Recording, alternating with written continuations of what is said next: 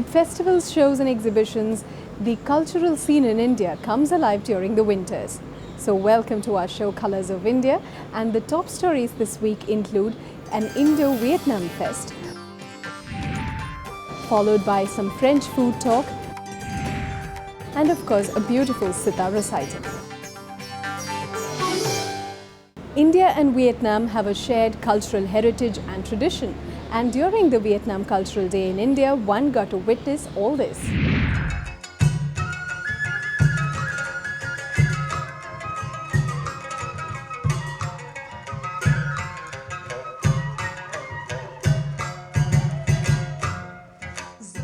It was the Vietnam Cultural Days in India, and the ICCR, in collaboration with the Embassy of Vietnam, staged a special evening dedicated to them, which was inaugurated by the Vice Premier of the Soviet Republic of Vietnam, His Excellency Mr. Wu Quang Ninh.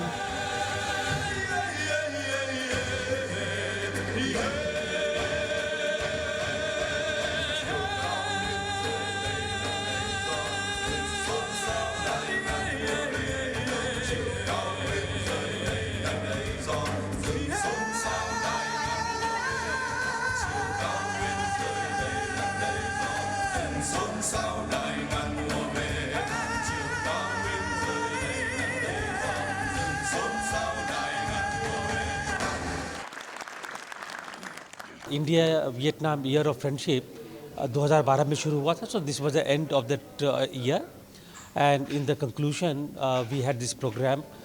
इससे ये साफ जाहिर होता है कि cultural diplomacy जो अपने relations को मजबूत करने में काम कर सकती है, शायद कोई दूसरा ऐसा जरिया इतना मजबूती से काम नहीं कर सकता है.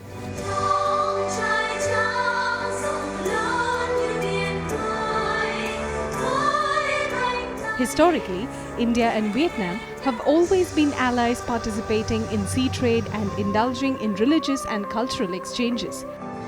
The show in Delhi started off with Hon Sen Viet, or the Vietnam Lotus Dance, which brought folk artists from various parts of the country under the banner of the Vietnam Music Dance Theatre. Like in India, Vietnamese also consider the lotus as their national flower.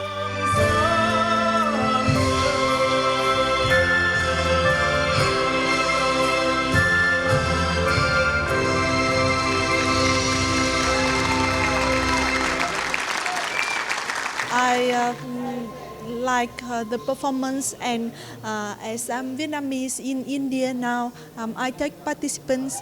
I'm very proud and happy. Yes, so it's very good. Remind my hometown, yeah, my countries.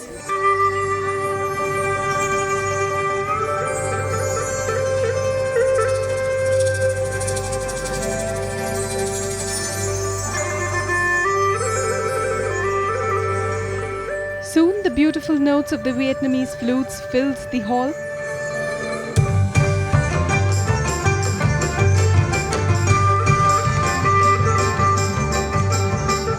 As the performers used this simple instrument to express the love they felt towards their dear ones, reminding us of the antics of Lord Krishna himself.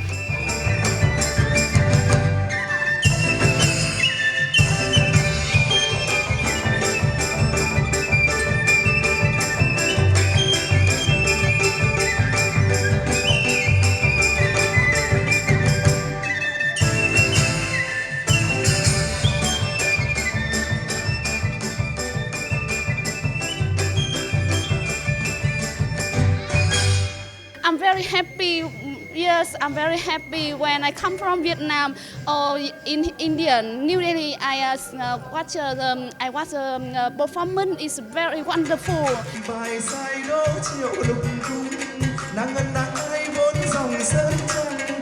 Spring visited the countryside through a song, and soon the singing was replaced by dancing, and graceful dancers swayed to the tunes of blooming nature, thanking the Creator.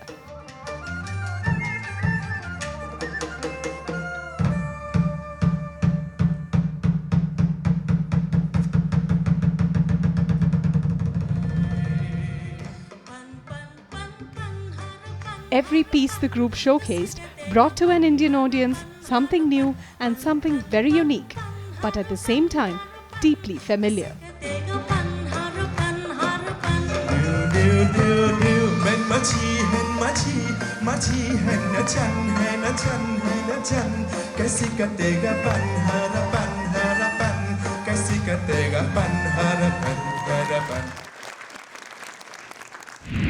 What a lovely evening it really was.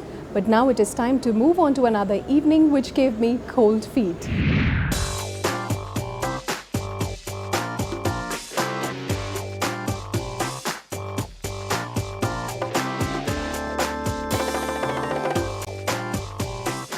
Penguin Books India hosted a launch party in the capital for blogger turned author Meenakshi Reddy Madhavan's third and latest book, Cold Feet. Journalist Pragya Tiwari was in conversation with the author, who specified that her books tell stories about urban India.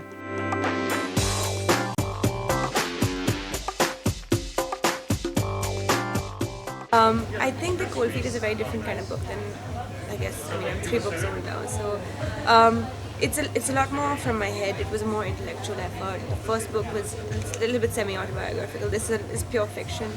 So it came from a place within me of creativity and imagination, as opposed to drawing on my own experiences. So I guess that's a little different now. Well, I think that we have a huge readership. The women of today have changed. I wouldn't talk about the villages, but I would say in the urban areas, women have changed, and they like to read about themselves, characters whom they can relate to, and lives that they can relate to. So this is a book that actually, fits in very well into that category.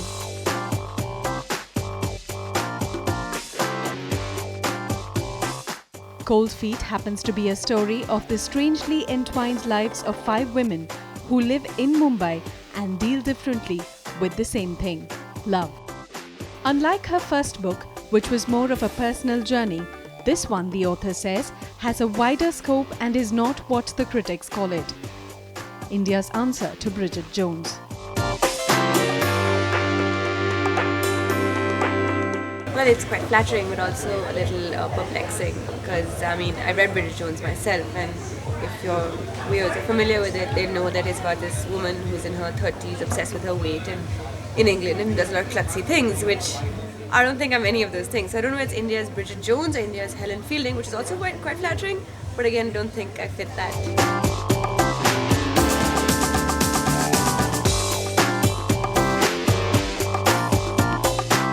A book reading session was also a part of the launch party, and 3 of Meenakshi's closest friends read out pieces from the 5 characters' lives.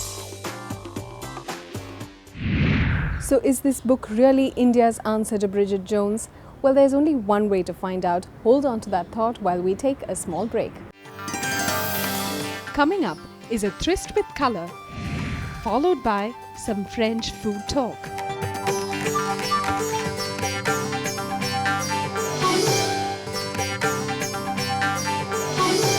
Welcome back. Colours is the life breath of an artist. So coming right up is a tryst with colours.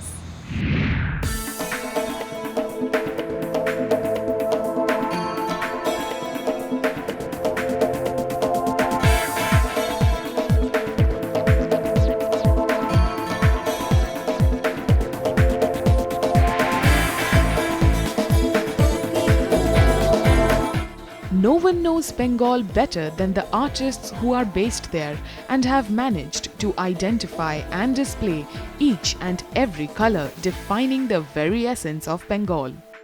In association with Nirvana and the Lalit Kala Academy, these artists are able to put their best foot forward by presenting what they perceive through the exhibition Tryst with Colour.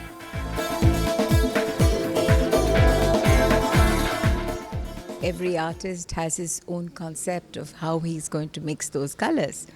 The basic palette continues to be the same, but as you will see when you've roamed the exhibition, each artist chooses what he wishes to portray in particular colors which are enhanced by his own inner thinking. So it's his experiment with that color, not necessarily with all colors of the rainbow. So we think that the artists definitely go under the category of they are discovering, experimenting with color.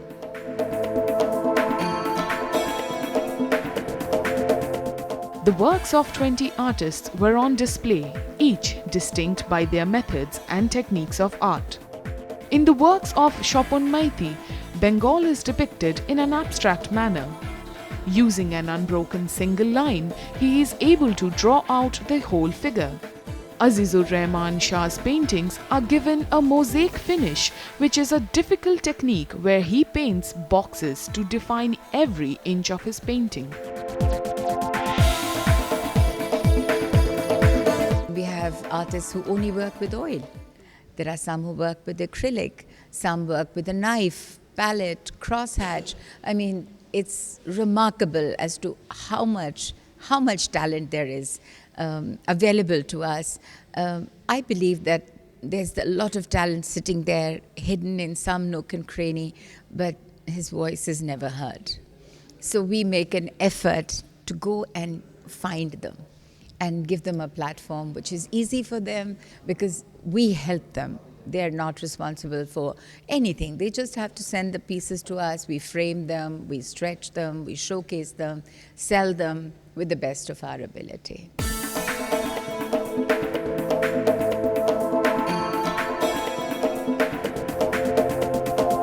The exhibition felt like a small tour of Bengal in itself. The artists, all natives of the state, captured every little nuance that made it distinct. From the display of rickshaw pullers to the busy lanes of Kolkata, the rain and the swarming crowd in it, and also the sensuality of a woman in a sari, all find their due places and in colour. With their unique techniques of creation, these artists are sure to leave a mark in this world. Now we have to move on to another show which was organized by the Bharat Sangeet Sabha.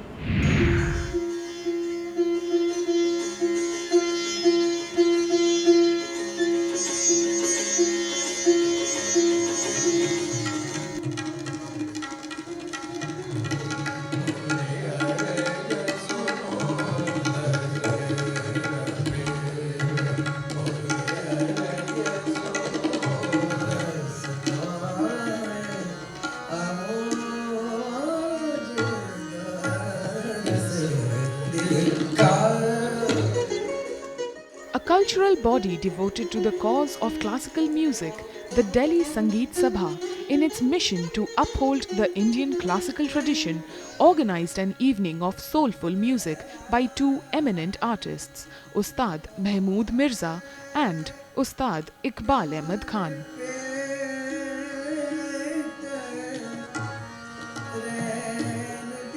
This is the classical music, and classical, whatsoever is classical, is timeless, That's why it is called classical music.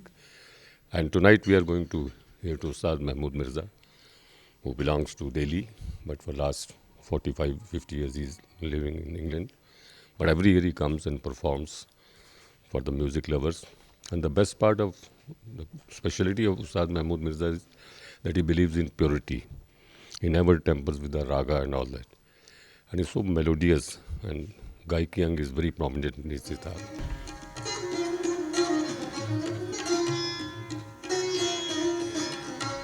Jaipur Shehnaiya Gharana's Ustad Mahmood Mirza is known to have contributed much to popularizing sitar abroad. In his annual winter trips to India, he tries and performs with the same vigor.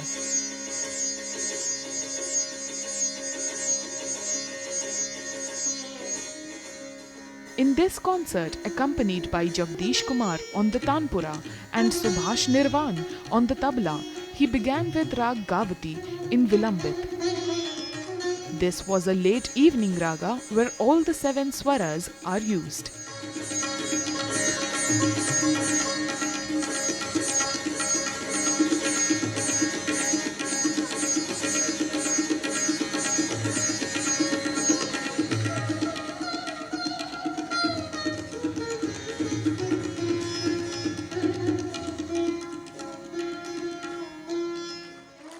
I always actually going through these changes, but these are organic changes. What changes we are actually accepting now are not organic, they are brought in by different kind of influences. So we will have to assimilate them. It will take time. At this moment, they look very jarring to the mind. People who care for it, they listen to it. People who do not care for it. For example, this new thing is coming in. If you are young, you don't like old things. We are an old country. We have old traditions. We can't get away from it.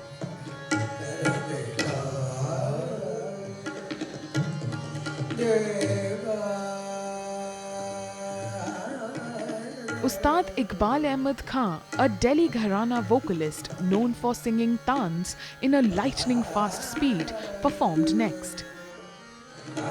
Accompanied by his younger brother Anis Ahmed Khan on the vocals, along with Kareem Niazi on the harmonium and Akbar Latif Khan on tabla.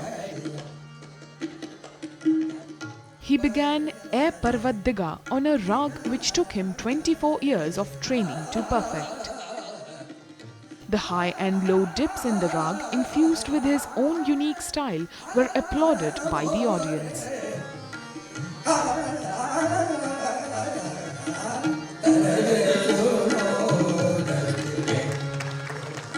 It was great, really amazing, and actually I'm a big fan of classical music, so I enjoyed it a lot. And even I called up yesterday Ustadji himself, and I spoke to him, and I was very excited to attend the program, and I liked it very, very, very much, especially the initial part of the singing. So it was great, amazing experience.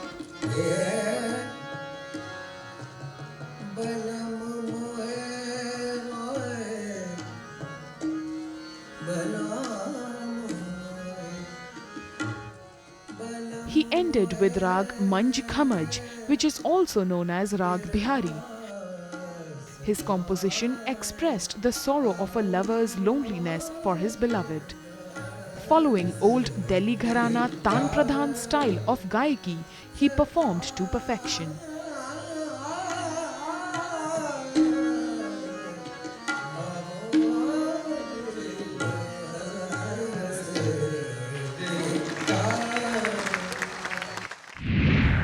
After that musical treat, it's time for both you and me to think about food. But before that, a small break.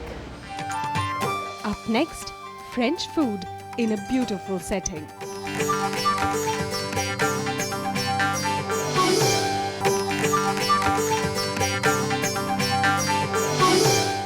Welcome back. It is a fine winter afternoon and I've decided to celebrate it with some Le Grand Petit Déjeuner, which means a big breakfast. So I've crossed the seas and the oceans and the borders, and I'm here in the French part of town without leaving Delhi, of course.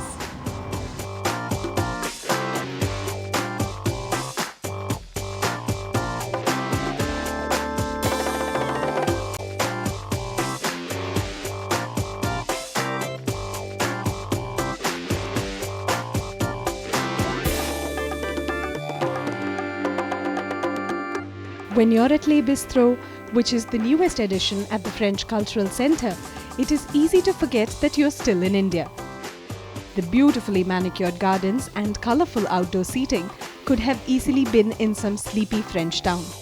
And to top it all, the bistro opens for breakfast at 8 AM and stays open until the dinner guests leave.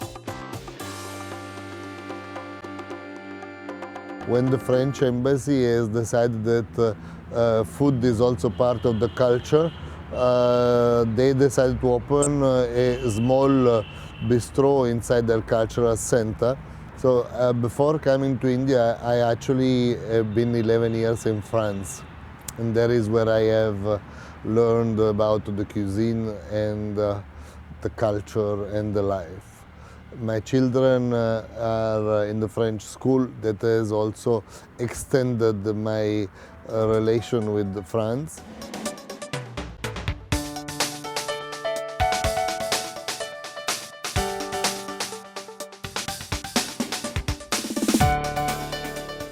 It is a new place and the menu is still in its evolving stage, but those who run it are clear about what they want it to be.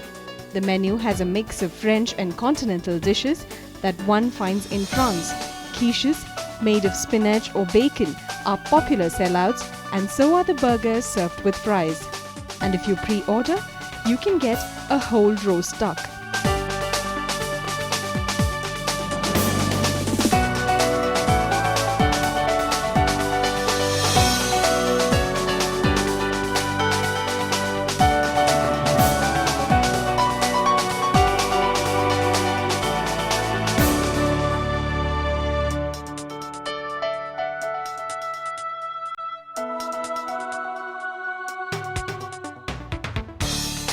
So my meal begins with the hashi parmentier. To put it very briefly, it is a lot like the shepherd's pie. If you want a little bit of history, then this dish is actually named after a French nutritionist who in the 18th century discovered that potato is really an edible crop.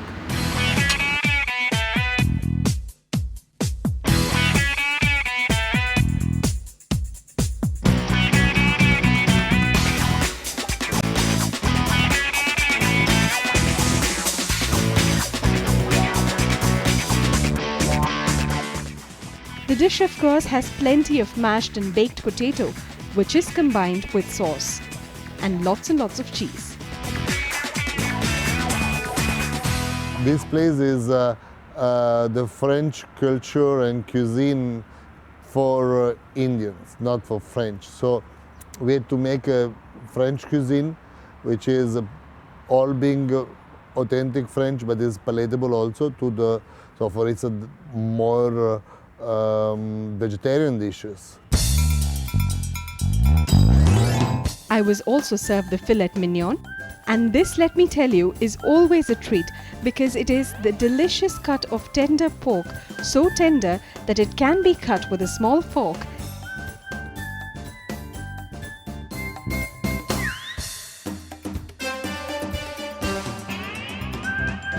Thank you.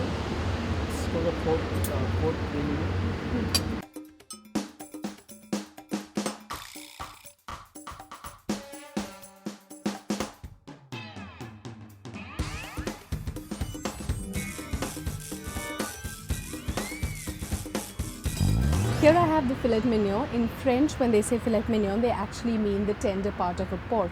And here the meat is just tender, yes, and it is in places a little chewy. I absolutely love the sauce in which it's cooked. Gorgeous.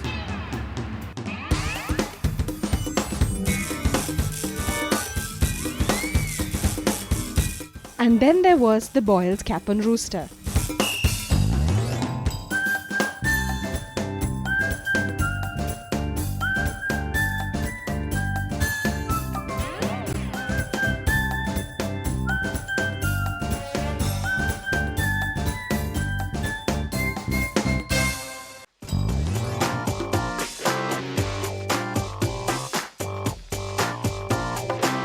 This particular dish has very delicate flavors. Of course, you can feel the mix and the balance of them.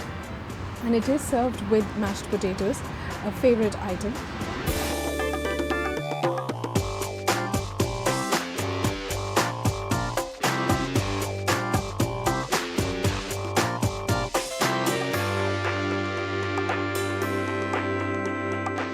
French food is most definitely not for somebody who swears by the garam masala, but if you have an open mind and an open palate, and if you're willing to experiment and to see the blend of flavors and colors, then this can definitely be a food adventure.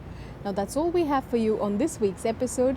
Do stay tuned for our next one, and remember to write to us with your suggestions, ideas and your food stories. Until next week, goodbye and take good care.